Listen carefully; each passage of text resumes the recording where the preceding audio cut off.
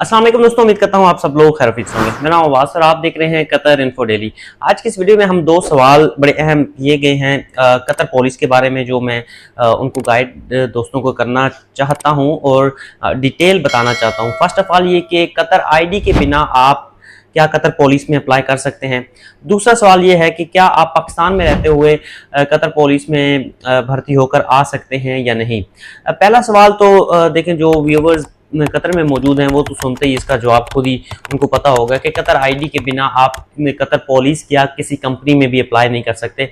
आप ये आपका एक वीज़ा है, इसको मैं थोड़ा एक्सप्लेन करता चलूँ। ये मेरे पास अपनी एक एक्सपायर आईडी है, ये रेजिडेंस परमिट है। जब आपको वीज़ा इशू हो जाता है, आप कतर में आते हैं, तो आपका स्पॉन्सर सबसे पहले आपका वीज़ा एक्सपायर होने से पहले ये चीज़ बनाता है। तो आपका स्पॉन्सर ये बनाने का पाबंद है, वो 1 साल के लिए बनता है, मिनिमम 1 साल के लिए बनता है, फिर मैक्सिमम रेजिडेंस परमिट जो है वो 3 साल के लिए बनता है।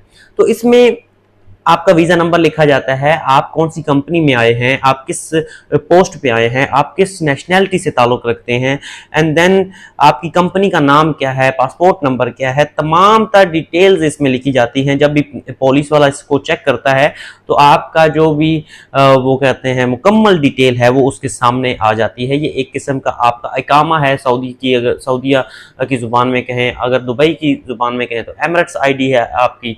ये यहाँ पे कतर आईडी रेजिडेंस परमिट है, यहाँ पे आपको रहने की इजाज़त दी गई है स्टेट ऑफ कतर की जानिब से।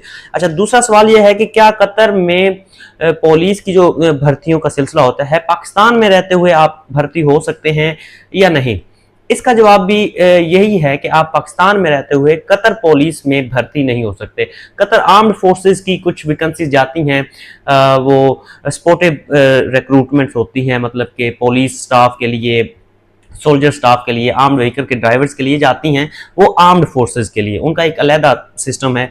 कतर पुलिस का जो सारा आप अगर कहें जो भी इनकी जो कहें कंट्रोल है वो MOI के अंडर है, या कतर पुलिस कॉलेज जो है वो रिक्रूटमेंट करता है कतर में रहते हुए।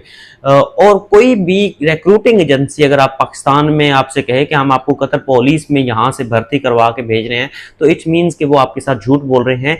100% मैं श्योरिटी के साथ कह रहा हूँ कि पाकिस्तान से कतर पुलिस के लिए आप अप्लाई भी नहीं कर सकते, ना वहाँ से भर्ती होकर, या उधर से कोई इस तरह का वीज़ा अगर आपको कोई देने का झांसा दे रहा है तो वो आप बिल्कुल स्कैम आपके साथ होने जा रहा है। वो वीज़ा फेक आपके साथ होगा, वो पैसे लेके भाग जाएगा। तो कोई भी इस तरह की पॉलिसी नहीं है। कतर की जो पुलिस की हायरिंग है या तो कतर की पुलिस कॉलेज में की जाती है, या मिनिस्ट्री ऑफ इंटीरियर के अंडर ऑनलाइन प्रोसेस के जरिए की जाती है, जो मैंने लास्ट वीडियो में आप लोगों को बताया कि आप ऑनलाइन तमाम तर डॉक्यूमेंट सबमिट करेंगे और उसके बाद प्रॉपर एक प्रोसीजर होगा। अगर आपकी किस्मत में हुआ, लक काम कर गया, तो आप भर्ती हो जाएंगे। अगर नहीं काम किया तो आप जो है आपकी एप्लीकेशन जो रजिस्ट्रेशन है वो वहीं पर पड़ी रहेगी। तो दोनों सवाल क्लियर हो गए। कतर पुलिस में भर्ती होने के लिए पाकिस्तान से कोई भी प्रोसेस नहीं होता, कोई भी प्रोसेस नहीं होता। बार बार इसलिए रिपीट कर रहा हूँ कि आजकल वीज़ों का बहुत स्कैम हो रहा है।